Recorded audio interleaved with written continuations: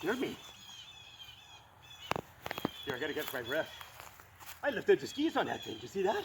Mm-hmm. That was great.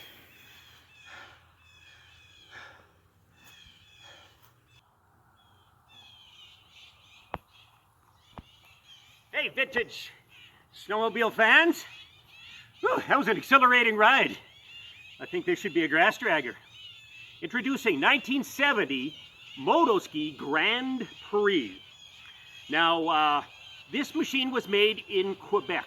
This was one of the many companies that came out of Quebec in the 60s and the 70s. Now, this happens to be a 1970 model. Now, the area, well, first of all, Skidoo started production in 1960, and they did very well.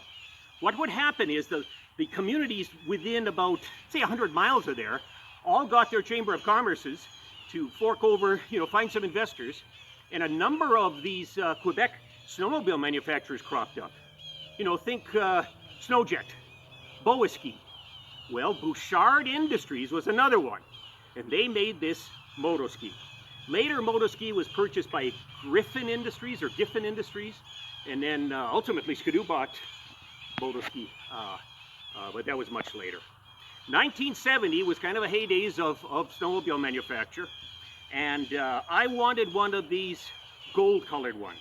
Now, most of you know Moto Ski to have an orange hood with a black stripe and a seat that is, what is it, light blue in color, with a white stripe down the center. Well, they decided to build a different model, their premier model would be a different color. And this is that machine. It is the Grand Prix. Now, when I found this one in Saskatchewan, I says, I gotta have it. Why? Because this monster motor, this was the largest motor of the time, 634 Hirth, 6970, that was the king of the hill there. And so I'm just so proud to have purchased this. Now, let me give you a sense of its history here. I cleaned it up and took it on a poker run here in Minnesota, where I'm from. And surprisingly, I went with a friend, and we went to the farthest distance on this poker run. I think it was about 12 or 13 miles out, and had lunch. And I remember when we came out of the restaurant, his wouldn't start. So I says, okay, Mike, there's plenty of people in there. You bum a ride back to town. And I says, you know what I'm going to do? I'm going to take this sled back the trail that we came on, and we'll meet at my trailer. Thank God he had another snowmobile on my trailer to ride the rest of the day. And wouldn't you know it, I beat him. He was on the roads, I took the trails, and I got there first. Oh boy, I still tease him about that to this very day. Now let's take a look at some of the particulars of this machine. First and foremost, this harkened to the metal flake era. This is a gold metal flake color, and so it represents that sparkle. Here you can see where the sun is casting how that looks. Now, this is not a survivor machine. Let's just say this: when I got this thing, I had to replace the seat cover, and I had to replace the windshield. So that would disqualify this baby as being called a survivor. So it's kind of a nice original. Certainly too good to restore, in my opinion.